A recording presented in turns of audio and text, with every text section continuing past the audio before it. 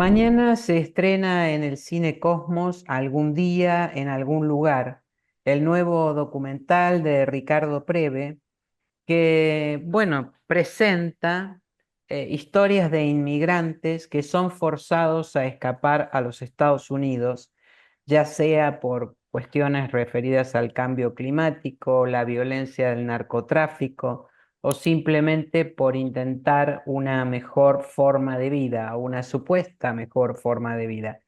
Estamos con Ricardo Preve. Muchas gracias por acompañarnos aquí en GPS Audiovisual Radio. Ricardo, bienvenido. Muchas gracias, Julia. Gracias por la oportunidad. ¿Cuánto de tu propia experiencia como inmigrante tiene que ver con la génesis de Algún día en algún lugar, Ricardo? Bastante, porque un poco la motivación para hacer el documental por donde arrancó el proyecto fue el cambio de actitud. Yo llegué a los Estados Unidos en 1977 desde Argentina en dos barquitos a vela. Crucé primero de Argentina a África, después de África a Estados Unidos. Llegué sin pasaporte, sin visa, sin plata y hablando pésimo inglés. Y sin embargo me encontré con una sociedad muy orientada a la meritocracia, a una sociedad muy acogedora, muy amable, muy abierta hacia personas de otras culturas, otros países, y me llamó mucho la atención cómo eso cambió últimamente. Entonces quería ver este cambio que ha sucedido en Estados Unidos, en Norteamérica, si este cambio efectivamente ha hecho que sea aún más difícil para los inmigrantes de venir, de ir a Estados Unidos, y eso fue un poco la motivación para el documental. Ujú, ujú. Ahora, vos elegiste también contarlo eh, destacando o marcando dos aspectos como son el racismo y la discriminación. En ese punto, este es el aspecto que, de acuerdo a tu propia experiencia, ¿no? Propia como inmigrante, ahora más se destaca. Absolutamente. Yo creo que antes, cuando yo llegué, que obviamente tenía un tremendo acento y lo sigo teniendo, era la novedad tener a alguien de un país de América Latina en el centro de Virginia, en esta ciudad que se llama Charlottesville, donde filmamos el documental. Ahora cambió realmente y hay una gran hipocresía. Por un lado, escuchamos a los políticos decir a esta gente hay que echarlos, son todos criminales, vienen a aprovecharse, a usar nuestro sistema de salud, usar nuestro sistema educativo, fuera con todos ellos. Pero la realidad es que hay entre 15 y 20 millones de personas indocumentadas en Estados Unidos y Norteamérica, como las hay en muchos países del mundo, y sin ellos la economía no podría existir, porque son los únicos que trabajan en la agricultura, que trabajan en la construcción, que trabajan en los hospitales, en los hoteles, cuidando a los niños, cocinando. Entonces, eso es efectivamente una forma de discriminación muy grande. Te queremos acá, pero trabajá, callate la boca, agachá la mirada y no vengas a pedir que tus hijos vayan a la escuela o que si te enfermas tenés derecho a la salud o atención médica. Ujú, ujú. Todo un tema, ¿no?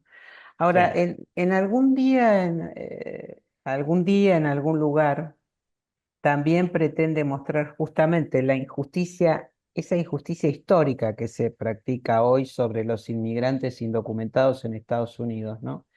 Como bien vos estabas describiendo recién. ¿Qué dificultades o restricciones encontraste vos en esa búsqueda? No, la búsqueda fue bastante simple porque está ampliamente documentado que los Estados Unidos de Norteamérica, como muchos otros países, fueron construidos con inmigrantes. En la película mostramos, por ejemplo, la contribución de los inmigrantes irlandeses que tuvieron que escaparse de Irlanda a mediados del siglo XIX por la gran hambruna cuando falló la cosecha de la papa en Irlanda. Y millones, o sí, un gran número de inmigrantes irlandeses viajaron a Estados Unidos para literalmente salvar su vida y construyeron gran parte de la infraestructura que se construyó en Estados Unidos en el siglo XIX. Pero también hay muchos otros ejemplos, los japoneses y chinos, por ejemplo, la inmigración china en California, que construyó los ferrocarriles, la inmigración italiana, sobre todo en la costa este de Estados Unidos. O sea, De ese punto de vista, conseguir la información o documentarla no fue un problema. El problema fue que una vez terminado el documental ha habido una gran cantidad de amenazas, de mensajes Mm. de odio, de mails insultándonos, a tal punto que cuando se estrenó en Estados Unidos el documental en el Festival de Cine de Virginia, tuvimos que ser escoltados por la policía al cine, que vinieron más de 500 personas al estreno, pero que habíamos recibido tantos mensajes amenazándonos que al final la policía decidió que valía la pena poner personal policial para protegernos durante el estreno. Toda una experiencia. O sea, se estrenó y después se siguió proyectando el documental. ¿Qué pasó ahí? Mira, es interesante, se estrenó y hemos estado en unas 10 o así festivales en todo el mundo, hemos ganado premios con el documental y hemos firmado un contrato de distribución con una productora muy grande en Estados, una distribuidora muy grande en Estados Unidos. Creemos que va a salir en una plataforma pronto a nivel ciertamente del continente americano, pero también hemos recibido una enorme cantidad de rechazos de festivales, sobre todo en Estados Unidos, mucho más que lo normal. Y yo no puedo fehacientemente decirte, Julia, si fue por la temática del documental o no, pero te recuerdo que en Estados Unidos el primer martes en noviembre, a principios de noviembre, hay elecciones presidenciales, que el tema de Ujú. migraciones es un tema candente en la actual elección entre Trump y Harris. Y bueno, yo creo que el documental tiene repercusiones también políticas, no queridas por mi parte, pero que indudablemente existen e influencian el curso del documental. Ahora, los testimonios de los inmigrantes que presenta tu documental son realmente conmovedores, ¿no? Y bueno, dejan entrever en buena parte de ellos que las condiciones de vida son una forma moderna de esclavitud.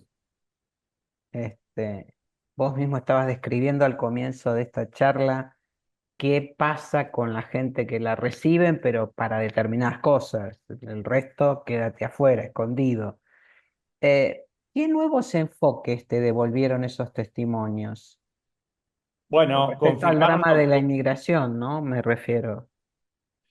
Claro, bueno, esos testimonios de los inmigrantes a mí me enseñaron incluso cosas que yo no sabía y que tienen que ver con lo que acabas de decir sobre la esclavitud. Es muy común, he recibido muchos testimonios de gente que va a cobrar el viernes, por ejemplo, el final de la semana, por su trabajo y le dicen, no tenemos ganas de pagarte por tu trabajo esta semana. Y si no te gusta, ¿por qué no llamas a migraciones?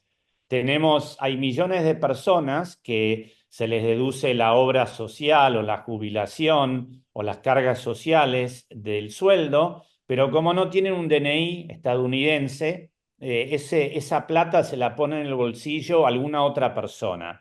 O sea, ese tipo de actitud de que tu trabajo yo lo tengo y si quiero te pago y te pago lo que yo quiero, es algo que aprendimos de la mucha gente que nos vino a ver. Y otra cosa que yo también aprendí que no sabía es que en los tribunales migratorios las personas, si bien tienen derecho a tener un abogado, el abogado no es gratis, lo tienen que pagar ellos de su propio bolsillo, que la mayoría de las personas que llegan sin un centavo a Estados Unidos no lo pueden hacer, y que no hay, por ejemplo, una edad mínima. Vos podés ser deportado desde que naciste y hay muchos casos de chicos de 2, 3, 4 años que son deportados sin sus padres y abandonados en el aeropuerto donde la ciudad donde ellos llegaron. Yo conozco personalmente casos de estos niños que son menores de edad, que son deportados, depositados en los países de donde vienen y inmediatamente captados por las gangas, los narcotraficantes y bueno, el fin que tienen esos chicos te lo podés imaginar. Terrible. Bueno, Ricardo Preve, director del documental Algún día en algún lugar, un testimonio impactante que se exhibe a partir de mañana en el Cine Cosmos. Muchísimas gracias por acercarnos este gran testimonio y por tu participación aquí en GPS Audiovisual Radio. Un abrazo. Un abrazo, gracias, Julia.